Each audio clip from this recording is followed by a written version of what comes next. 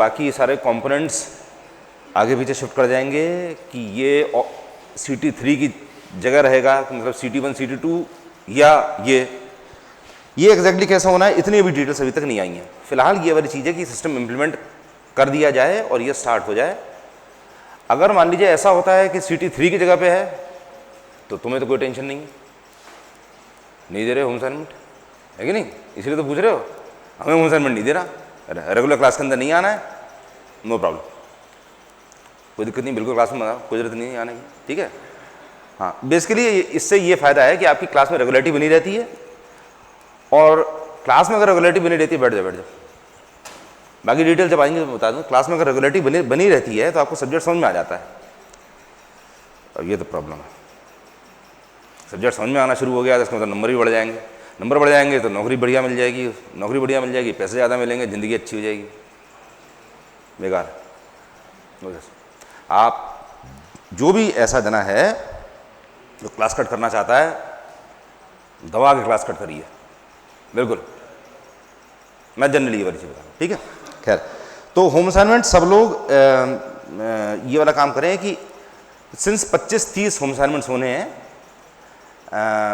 लेकिन हाँ, अगर तो मतलब इसका डिस्ट्रीब्यूशन कैसे एग्जैक्टली कैसे होना है वो मेरे को पता नहीं है कि भी CT3 की जगह पे ये होना है या किसी और तरीके से होना है। फिलहाल इतना क्लियर है कि CT3 नहीं होगी और ये होम असाइनमेंट्स कंसिडर करे जाएंगे, ठीक है।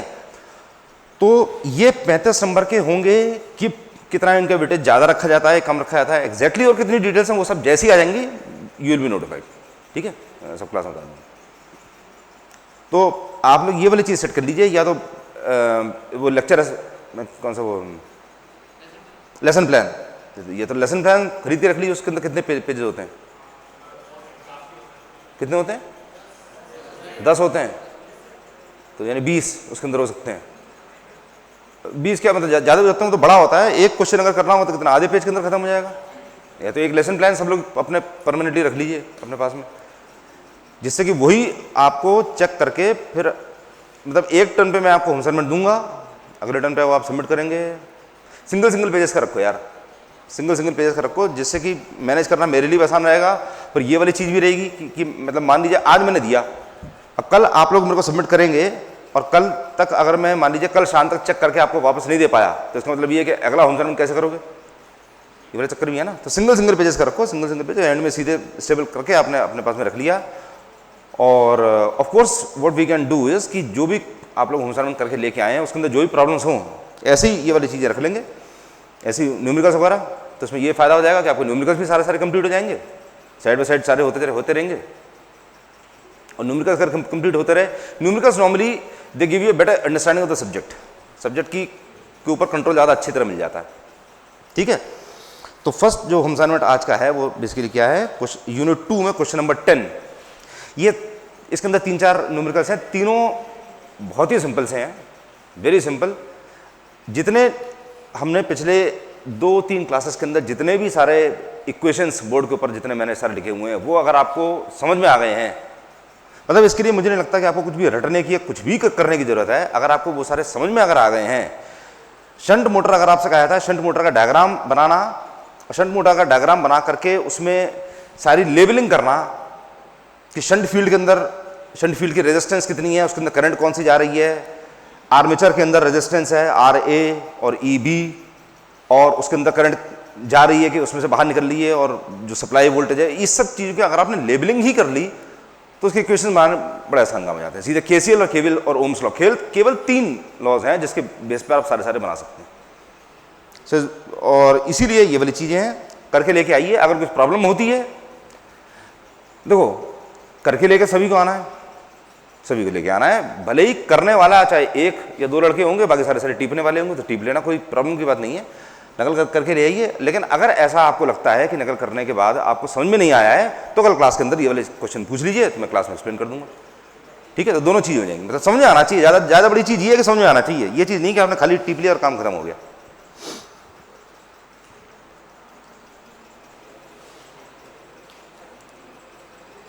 आर्मेचर रिएक्शन कम्यूटेटर्स, ये एक छोटा सा क्वेश्चन रह गया है। Explain the functions of following parts of a DC generator. DC generator के पार्ट्स क्या क्या होते हैं, पार्ट देख लो।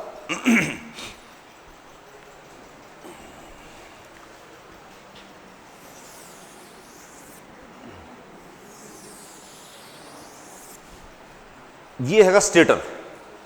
स्टेटर बेसिकली वो पार्ट होता है विच रिमेन स्टेशनरी, और इसके नीचे ये आपने फिक्स कर रखा है। जो भी बातचीत कर रहे हो ये मत करो, ठीक है? जो कुछ भी कर रहे हो, क्योंकि जितनी देर तक तुम लोग आपस में बातचीत करने की सोचते रहोगे तब तक तुम्हारा दिमाग यहाँ पे नहीं लगेगा। यहाँ पे दिमाग लगाओगे। ये जो स्टेटर होता है, स्टेटर का बेसिकली पर्पस क्या है? Stationary part. Radio motion provide करने के लिए आपको दो पार्ट चाहिए होते हैं, स्टेशनरी पार्ट और मूविंग पार्ट। एक पार्ट अपनी जगह पर जो फिक्स रहता है, दूसरी पार्ट जो आगे पीछे घूम रहा होता है। और उसको वो करने के लिए आपने बेसिकली रोटरी मोशन बना दिया है, जिससे कि आपको ज़्यादा लंबे डिस्टेंस तक आगे पीछे नहीं करना पड़े। वो तो वो स्टेटर हो गया। स्टेटर के अंदर आपने लगा रखी है फील्ड। फील्ड का पर्पस क्या होता है? मैग्नेटिक फ्लक्स जनरेट करना, मैग्नेटिक फ्लक्स जनरेट करना। तो उसके लिए ये वाली चीज आपने देखी थी कि पोल्स ऐसे बना देते हैं, ठीक? ऐसे पोल्स बनाए थे। अब ये इसमें एक चीज है, इसमें एक प्रॉब्लम है। इसमें से फ्लक्स निकलता है, यहां से निकल रहा है, यहां से यहां तक पहुंच रहा है फ्लक्स, ठीक है? ये नॉर्थ पोल है, साउथ पोल है। फ्लक्स यहां से निकल के यहां तक पहुंच रहा है। इसमें प्रॉब्लम ये है कि फ्लक्स जो है स्प्रेड आउट नहीं हो रहा है। अगर आपने 4 पोल्स यहां पे बना दिए, एक पोल ये, एक पोल ये, एक पोल ये, एक पोल ये, तो बीच का इतना एरिया, इतना एरिया, इतना एरिया, इतना एरिया, इसके अंदर कुछ नहीं हो रहा। ये बिल्कुल बेकार गए, इसमें फ्लक्स है ही नहीं। और जितनी देर तक वो एक भी मतलब एक भी फ्रैक्शन ऑफ अ सेकंड भी अगर ऐसा है जिसमें कंडक्टर फ्लक्स नहीं काट रहा, तो वो आपको टाइम वेस्ट हो रहा है। कंडक्टर कहां पर है? ये बीच में रोटर है, और रोटर के अंदर ये कनेक्टर्स लगे हुए हैं, और ये रोटर गोल गोल घूम रहा है। तो इतने एरिया के अंदर कोई जितने कनेक्टर्स निकलते जाएंगे उतने कनेक्टर्स यहां पर फ्लक्स नहीं काट रहे। फ्लक्स अगर नहीं काट रहे तो नतीजा क्या है? उसमें वोल्टेज नहीं बन रही है, तो वो उतनी देर आपका टाइम वेस्टेज हो गया। तो इसलिए उसके लिए करते क्या है कि you need the flux to spread out करने के लिए। मैं इसमें एग्जांपल नॉर्मली हर क्लास में ये वाली चीज देता हूं। फैलाने के लिए आप करते क्या है? हम सबकी पैर है, ठीक है? अब पैर नॉर्मली होते कैसे हैं? ये होते हैं, और फिर नीचे ये होता है। अब ये वाली चीज अज्यूम करिए कि आपके पैर होते ऐसे,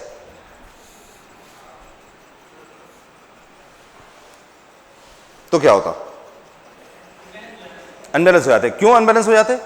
ये जो नीचे जो फीट तलवे जो पैर पंजे जो फैले हुए हैं, वो पंजे फैलने की वजह से क्या हो रहा है? सरफेस एरिया आपका बढ़ गया। कॉन्टैक्ट करने के लिए, जमीन से कॉन्टैक्ट करने के लिए सरफेस एरिया आपका पैर का बढ़ा हुआ है। जितना सरफेस एरिया आपको मिल रहा है उतनी बेटर ग्रिप मिल रही है। तो सरफेस एरिया बढ़ाने के लिए आपके ये पंजे दे रखे हैं। तो वही वाला काम आपको बेसिकली इसके अंदर करना है।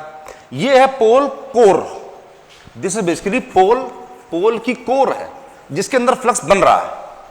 फ्लक्स बनाने के लिए आप करते क्या है? इलेक्ट्रोमैग्नेट में इसके अंदर अगर फ्लक्स बनाना है तो इसको इसके अंदर बेसिकली आपने वाइंडिंग कर दी, तो उसकी वजह से फ्लक्स बनना शुरू हो जाएगा इसके अंदर, राइट? इलेक्ट्रोमैग्नेट बनाने के लिए आपने कोर ली, कोर के ऊपर वाइंडिंग कर दी, उसको फ्लक्स बनना। इसके बाद आपको फ्लक्स को स्प्रेड आउट करना है, फैलाना है। तो उसके लिए आप करते क्या है? उसके लिए आप यहां से इसको ऐसा बना देते हैं, ऐसा।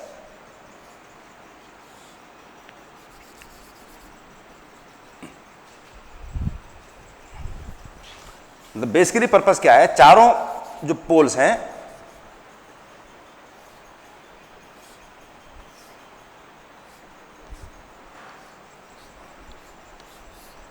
ये कर दिया आपने। अब इससे फायदा ये हो रहा है कि जितना फ्लक्स इसमें से निकल रहा है वो फ्लक्स स्प्रेड आउट होकर के ऐसा जा रहा है, ऐसा यहां तक पहुंचा, और यहां से पर यहां पे आना शुरू हो गया। तो पूरे कॉर्नर टू कॉर्नर पूरा का पूरा यहां तक पूरा सारे फ्लक्स कवर कर लिया, और जितना यहां वाला पार्ट है यहां पे यहां से फ्लक्स आना शुरू हो गया। एज अ रिजल्ट जो मशीन आपकी है that becomes more efficient. Machine के अंदर आपने कंडक्टर्स उतने ही लगा रखे हैं, फ्लक्स उतना ही जनरेट हो रहा है, सप्लाई उतनी की उतनी मिल रही है। द ओनली थिंग इज कि अगर आप पोल शूज ना लगाएं, they are known as pole shoes. ये जो पार्ट जो है, ये करने के बाद में ये मान लीजिए पोल है, तो पोल के साथ में आपने ये वाला जो पार्ट लगा रखा है, ये अलग से इसके अंदर हिंज कर रखा होता है। तो दिस इज बेसिकली पोल शू। ये अगर पोल कोर है तो ये पोल शू है। तो पोल शू लगाने से बेसिकली आपने खाली ये वाला काम कर दिया कि सब कुछ सेम रखते हुए, सब कुछ उतना का उतना ही है, सब कुछ सेम रखते हुए केवल आपने फ्लक्स को ज्यादा बड़ा डिस्ट्रीब्यूशन दे दिया, ज्यादा स्प्रेड आउट कर दिया, जिसकी वजह से जो आपकी एफिशिएंसी है, मशीन की efficiency that increases. That is basically pole shoe. अच्छा, अब क्या है देखो, ये मैग्नेट है, north pole south pole. North में से फ्लक्स निकल रहा है और साउथ के अंदर जा रहा है,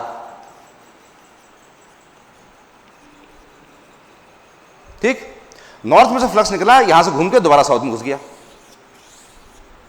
ये क्या, ये ऐसे डिस्ट्रीब्यूट हो रहा है। लेकिन ये अंदर क्या हो रहा है, इसके अंदर, मैग्नेट के अंदर फ्लक्स चल रहा है या नहीं चल रहा है? चल रहा है, डेफिनेटली चल रहा है। सर्किट तो तभी कंप्लीट होगा, मतलब जो फ्लक्स है, फ्लक्स का भी सर्किट कंप्लीट होना चाहिए। जैसे करंट का सर्किट कंप्लीट होता है या मैकेनिकल सिस्टम्स में या हाइड्रोलिक सिस्टम्स के अंदर, जैसे मैंने ये बताया था कि ट्यूब्स के अंदर पानी का फ्लो जो होता है पूरा सर्किट कंप्लीट होना चाहिए, उसी तरीके से फ्लक्स के अंदर भी पूरा सर्किट कंप्लीट होना चाहिए। अगर ये ब्रेक हो गया तो इसका मतलब flux won't be able to travel, it has to be in complete circuits. तो साउथ से नॉर्थ के अंदर से जा रहा है, तो बेसिकली ये पूरी साइकिल बन रही है ऐसे, ये बेसिकली पूरा सर्किट। अब यहां मान लीजिए नॉर्थ है, यहां साउथ है, यहां नॉर्थ है, यहां साउथ है। बाय द वे ये चीज और ध्यान रखो, ऐसा नहीं है ये नॉर्थ है और ये साउथ है। अभी 4 पोल के बारे में मैंने एक्सप्लेन नहीं करा, एक्सप्लेन करता हूं। फिलहाल ये वाली चीज देख लीजिए, नॉर्थ साउथ इस तरह चलता है। तो नॉर्थ से फ्लक्स निकला, साउथ के अंदर गया। अब नॉर्थ से फ्लक्स निकल करके बाहर, नॉर्थ से बाहर निकला, साउथ के अंदर गया। लेकिन साउथ से नॉर्थ तक का जो सर्किट है, जो इसमें साउथ से नॉर्थ तक का जो सर्किट है, ये सर्किट कैसे पूरा होगा? ये सर्किट पूरा होगा ये जो स्टेटर जो आपने लगा रखा है, इस स्टेटर का जो ये आउटर वाला जो पार्ट है, जो जिसे कहते हैं खोल, हिंदी में खोल कहते हैं, पता नहीं क्या कहते हैं, खोल जैसा होता है, इंग्लिश में इसे कहते हैं yoke, cover, some kind of cover. Yoke means yoke, cover. तो इसके अंदर फ्लक्स जाता है और वो बेसिकली यहां से सर्किट कंप्लीट करता है, इधर से इधर, इधर से इधर, इधर से इधर और इधर से इधर। सो दिस इज बेसिकली योक। तो पोल कोर, पोल शूज, योक और क्या है, फील्ड वाइंडिंग, आर्मेचर, कम्यूटेटर, ये सब तो हो ही चुका है। अब देखो पोल्स का डिस्ट्रीब्यूशन कैसे होता है। कंडक्टर जब नॉर्थ पोल के नीचे से निकलेगा तब ये साइकिल देगा, आधी साइकिल, पॉजिटिव साइकिल। ये वाली चीज समझ में आ रही है कि मैं एक्सप्लेन करूं इस चीज को कि पॉजिटिव साइकिल दे रहा है? समझ में आ रही है कि मैं एक्सप्लेन करूं? एक्सप्लेन करने की जरूरत है। पहली बार में क्यों नहीं बोले?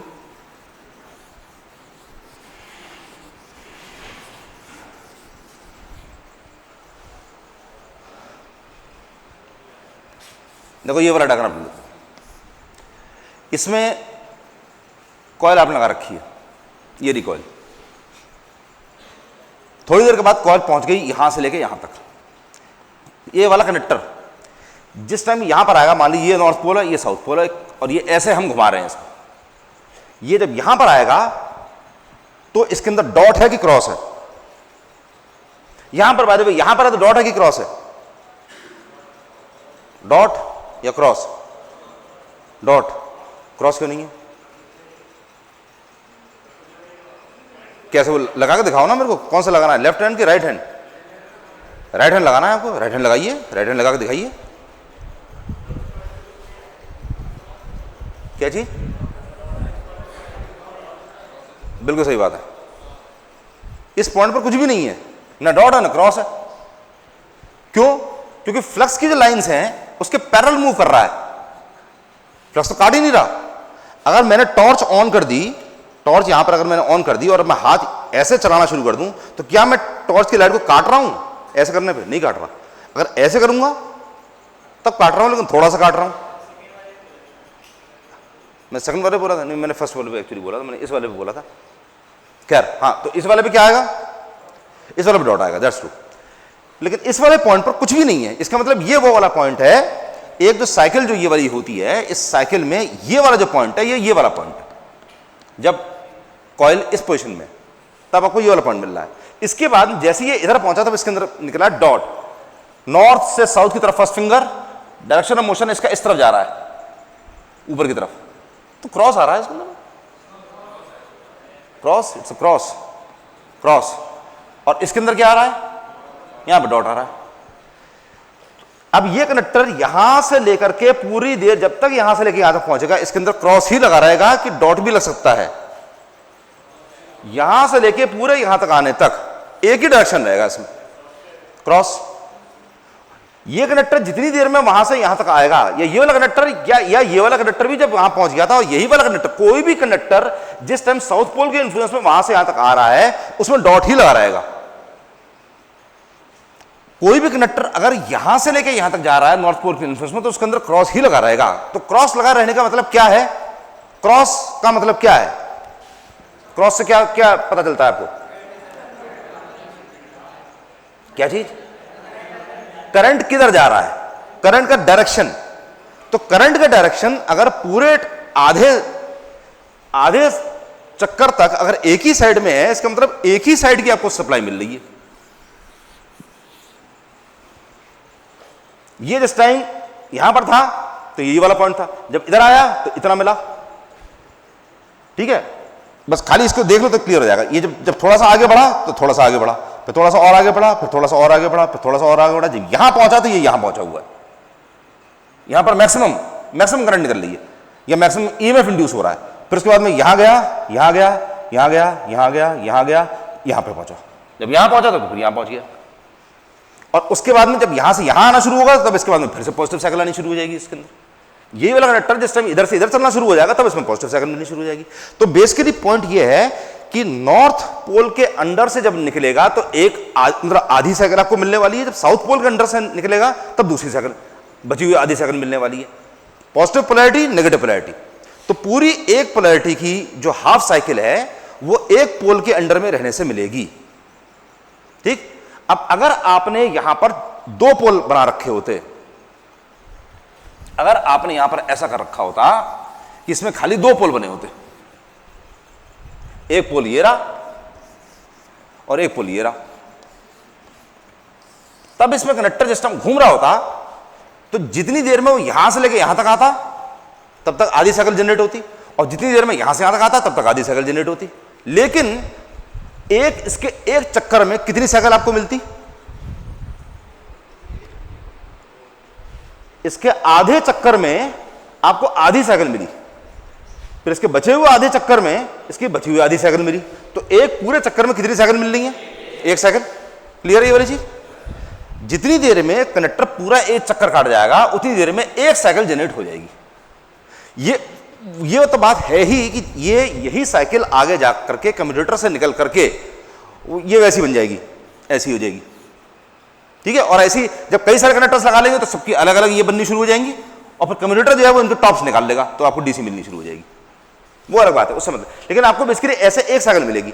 यही इसके बजाय आपने दो पोल के बजाय एक पोल यहां, दूसरा पोल यहां, तीसरा पोल यहां, चौथा पोल यहां, चार पोल लगा दिए। अब ऐसे में यही कंडक्टर जब ये north pole south pole, north pole south pole, जब नॉर्थ पोल के अंदर से जब यहां से यहां तक निकल जाएगा, यहां से लेके यहां तक जब आ जाएगा तो आपको क्या मिलने वाला है?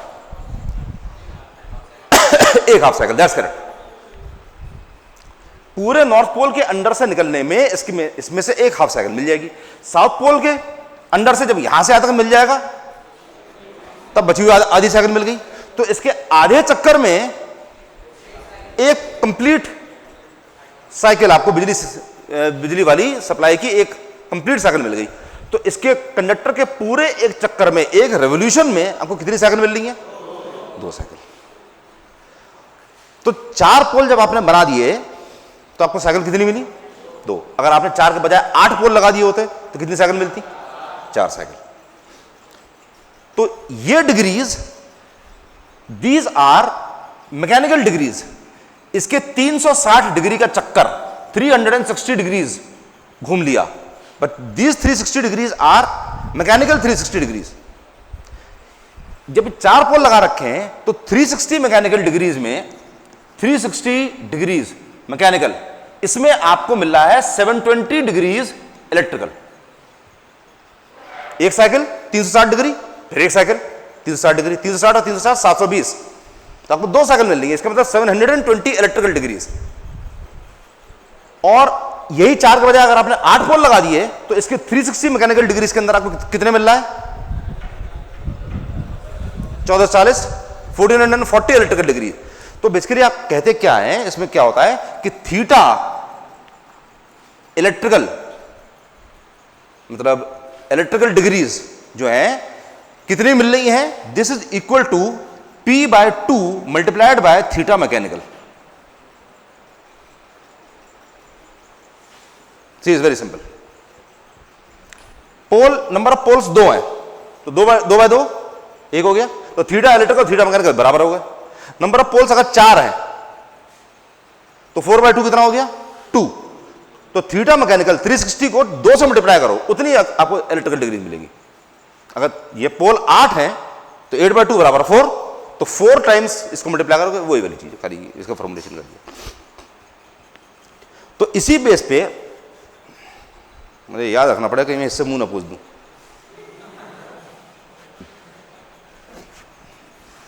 अगर मैंने मुंह पोछ दिया बाय द वे गलती से और मेरे को याद नहीं आया, मैं फिर भी लिखता रहा, और अगर मेरा मुंह सफेद हो जाए तो बता दीजिएगा, ऐसा कोई फर्क नहीं पड़ता।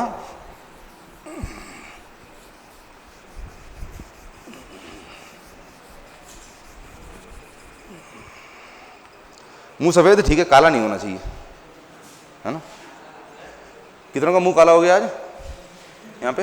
हो गया, दो तीन का हो गया। कितने निपटे, कितने फंसे?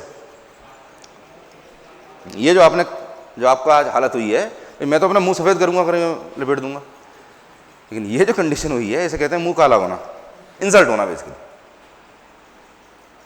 मुझे ये वाली चीज कभी समझ नहीं आई है। सबसे ऊंची चीज पता क्या होती है? नाक। नाक नीची नहीं होनी चाहिए कभी भी। कभी भी कोई भी ऐसा काम मत करो कि नाक नीची हो जाए, नेवर। जो झेलना है सब झेल लेंगे, कोई दिक्कत नहीं है। ऐसा फोन के बिना नहीं मरा जाए। मैं तो फोन बंद कर दिया भाई, 1 महीने से आई एम ऑफ फोन, और मुझे नहीं लगता मैं जिंदगी में कभी फोन यूज करूंगा, जबकि I was receiving more than 150 calls per day. खैर उस बात से मतलब नहीं है, लेकिन मैं जनरली ये वाली चीज बता रहा हूं, यहां पर भी ऐसा फोन से ऐसा क्या मिल रहा है। अगर कोई भी काम करने की वजह से आपको ऐसी कंडीशन में फंसना पड़ रहा है जहां पर आपकी इंसल्ट हो जाए, तो बिल्कुल बेकार है काम, वो काम करने लायक ही नहीं है। अगर आपका सिर किसी भी बात पे आपका सिर नीचा हो रहा है तो छोड़ो, कोई जरूरत नहीं है काम करने की। हेकड़ी अपनी पूरी रहनी चाहिए गर्दन में, बिल्कुल ये ऐसे नकल वकल करना, तभी तो मेरे को बेवकूफ़ी वाली चीज़ें लगती हैं। किस लिए नकल करते हैं लड़के जा करके? टीचर डांट लगानी शुरू करता है, सर सॉरी सर गलती हो गई, कॉपी छीन ली, बाहर निकाल दिया, नाक रगड़े जा रहे हैं, सर सॉरी गलती हो गई वगैरह। क्यों? कितने मिल जाएंगे? 1 नंबर, 2 नंबर, 2-3 नंबर। अरे सच अच्छा मत करो, कम से कम चैन से तो रहोगे, इज्जत से तो रहोगे कम से कम। नाक मीन्स इज्जत, सबसे बड़ी चीज इज्जत होती है जिंदगी में। वो चीज अगर आपकी एक बार आपको इस बात की आदत अगर पड़ गई, जितने भी स्टूडेंट्स हैं, मैंने कईयों का ये वाला केस एग्जैक्टली देखा है, जितने भी स्टूडेंट्स ऐसे हैं जिनको यहां पर एग्जाम्स में टीचर के डांट खाने की, नकल करने की वजह से डांट खाने की और अपनी बेइज्जती करवाने की जिनको आदत पड़ जाती है, वो जिंदगी भर बेइज्जती करवाते रहते हैं। अब अपने अपने फंडे हैं, उनको पसंद आता होगा, मुझे तो पसंद नहीं आता। हाँ, एसी ज्यादा हार्मफुल होती है कि DC?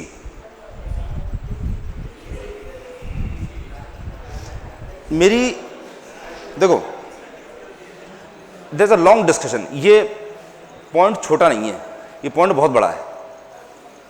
AC is alternating, DC is direct. हाँ हाँ,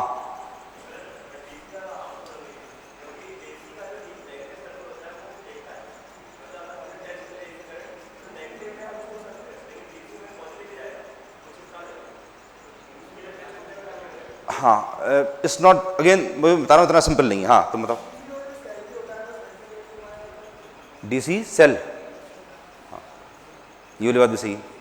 देखो मैं फिलहाल आप लोगों को ये वाली चीज बताता हूं कि आपको किन लाइंस पर सोचना है, और सोचिए। मैं तो फ्रेंड क्लास के अंदर कर ही दूंगा, सोचिए। एसी ऑल्टरनेटिंग है। ऑल्टरनेटिंग का मतलब क्या है? आपकी body is acting like a earth, ground potential. तो ग्राउंड का मतलब बेसिकली क्या हो गया? ये पॉजिटिव साइड है मतलब प्लस 220 वोल्ट मान लीजिए हो गया, ये माइनस 220 वोल्ट हो गया।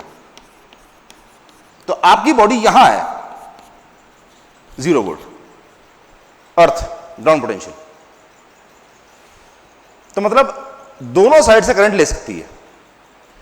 अगर पॉजिटिव साइड का करंट आएगा तो भी आपकी बॉडी खींच सकती है। अगर नेगेटिव साइड की बेसिकली क्या होती है, अदर डायरेक्शन, करंट इधर से आ रही है कि उधर उल्टा डायरेक्शन से आ रही है, खाली इतना ही तो होता है, और क्या फर्क पड़ता है, कुछ नहीं। तो दोनों साइड से करंट ले सकती है, मतलब आपकी बॉडी के अंदर कहीं भी वो नहीं है, डायोड नहीं लगा हुआ है कि जब नेगेटिव साइकिल आएगी तो रोक दूंगा, खाली पॉजिटिव आएगी तब लूंगा, ऐसा नहीं है इसके अंदर। तो दोनों साइड से ले सकती है। तो देन इसकी वजह से वो वाला पॉइंट है जो उसने बोला कि झटका लगता है, नेगेटिव साइड जो आपको, एक्चुअली नेगेटिव साइड नहीं फेंकता है, नेगेटिव साइड नहीं फेंकता है, जो झटका मारने वाली जो टेंडेंसी है वो किस वजह से है कि 1 सेकंड के अंदर 100 बार प्लस 220 वोल्ट और 100 बार माइनस 220 वोल्ट आपकी बॉडी में आ गया। 100 बार ऐसा हो गया कि प्लस 220 माइनस 220 प्लस 220 माइनस 220, ये 1 सेकंड के अंदर 100 बार ऐसा हो गया, उसकी वजह से झटका लगता है आपको। सेकंड पॉइंट, सेल जो होते हैं वो डीसी के होते हैं, लेकिन वो 9 वोल्ट के होते हैं, 12 वोल्ट के होते हैं। अगर 220 वोल्ट का सेल अगर होगा डीसी वाला, तो वो आपकी बॉडी में क्या नुकसान करने वाला है। तो another point is, AC DC से पहले आपको ये वाली चीज पूछनी चाहिए कि वोल्टेज और करंट में डिफरेंस क्या है।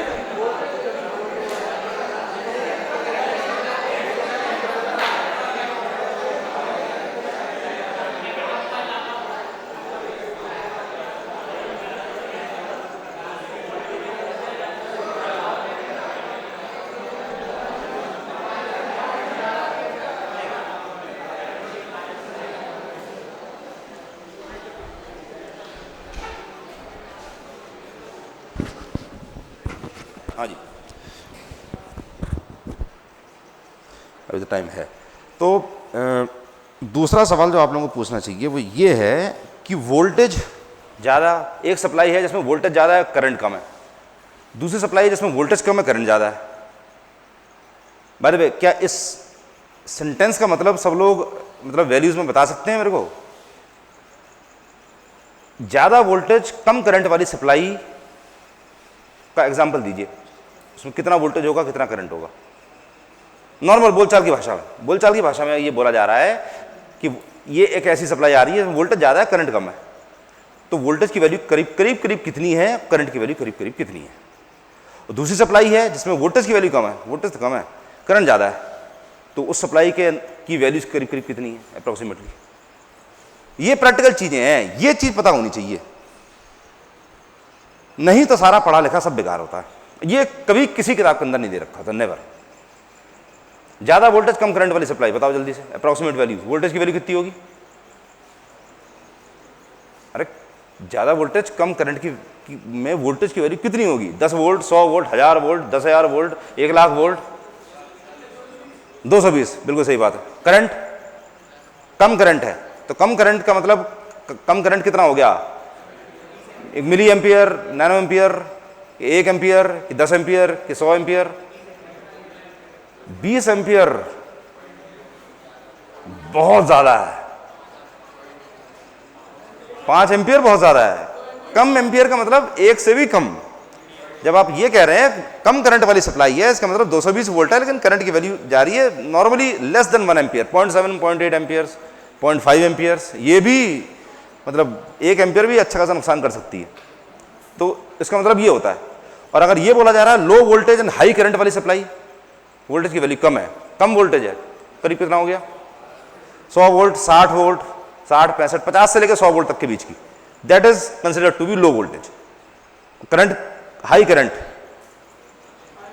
Current more than 10 amperes, 15 amperes, 20 amperes.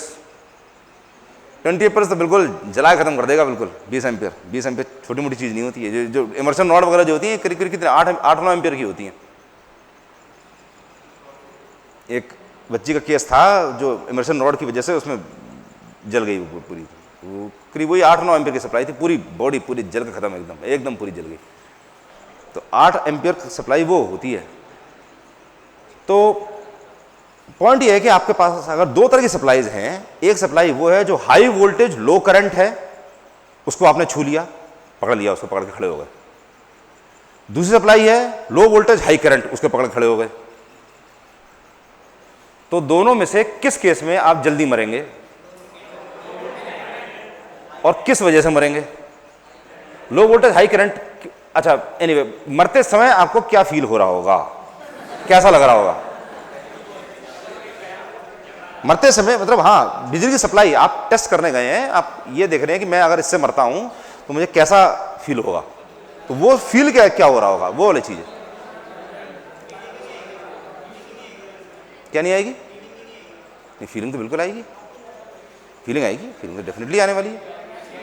और जब इस बात के बारे में आप सोच लें, सोचिए, आराम सोचिए, कोई जल्दीबाजी नहीं है, आराम सोचिए, तब उसके बाद में ये वाली चीज सोचिएगा कि यही दोनों सप्लाई जो हैं इनके और 2 पार्ट हो गए। यही दोनों सप्लाई जो थी, high voltage low current AC, high voltage low current DC, low voltage high current AC, low voltage high current DC. अभी 4 तरह की सप्लाई हो गई। इन चारों तरह की सप्लाई को आपको चेक करना है अपनी डेथ से। तो आपको चारों केस में किस केस में डेथ होगी, किस केस में डेथ नहीं होगी, किस केस में परेशान हो जाओगे, किस केस में आधे जल जाओगे, किस केस में झटका खा जाओगे, किस केस में पता भी नहीं चल पाएगा कब मर गए, ऐसे भी केस है। क्योंकि एसी है, AC is something which is concern with frequency. Frequency, AC के अंदर फ्रीक्वेंसी होती है अल्टरनेटिंग करंट में। Frequency can be anything. Normal case में सप्लाई फ्रीक्वेंसी जो होती है कितनी होती है? 50 हर्ट्ज, 50 हर्ट्ज की होती है। लेकिन कोई हार्ड एंड फास्ट रूल नहीं हो सकता है ऐसी सप्लाई हो जिसके अंदर 50 हर्ट्ज की सप्लाई नहीं हो, 40 हर्ट्ज की आ रही हो, 20 हर्ट्ज की आ रही हो। रेलवेज के अंदर फ्रीक्वेंटली बड़े आराम से 22 एंड 1/3 हर्ट्ज की ऐसी कोई सप्लाई होती है, 22 एंड 1/3 ऐसी सप्लाई यूज करते हैं, कई बार यूज करी जाती है। चॉपर सर्किट्स यूज करके ऐसी फ्रीक्वेंसी बनाए जाते हैं। और कई बार मतलब रेजोनेंस वगैरह क्रिएट करने के लिए काफी हाई फ्रीक्वेंसीज की यूज करते हैं। Several types of supply are there. तो कौन सी वाली सप्लाई में आप देर से मरेंगे, कौन सी वाली सप्लाई में जल्दी मरेंगे, कौन सी वाली सप्लाई में इतना जल्दी मर जाएंगे कि पता भी नहीं चल पाएगा कि टच किया heart stop, no feeling, special case, पता ही नहीं चल पाया। तो ये सारी चीजें सोचिए और ये वाली चीजें सोच करके मैंने को बताइए कैसा लगता है। Maybe we can have this as a first assignment. कैसा है? हर समय नेट पे बैठ के बेवकूफ की चीजें देखते रहते हो, एक बार नेट पे बैठ के ढंग की चीज भी तो देख के देखो। ये लेकिन ये फर्स्ट नहीं है, ये सेकंड असाइनमेंट है जो कल आपको दूंगा, जिससे कि आपको थर्सडे तक का 2 दिन का टाइम मिल जाएगा। ठीक, कल आपको असाइनमेंट ये मिलने वाला है। आज का जो असाइनमेंट वो वही वाला है जो आपको दे दिया, कल का असाइनमेंट आपको बता ही दिया है। इवन बेटर और सिंपल कर देते हैं, दोनों असाइनमेंट नहीं, कल वाला तो कल ही सबमिट कर दो,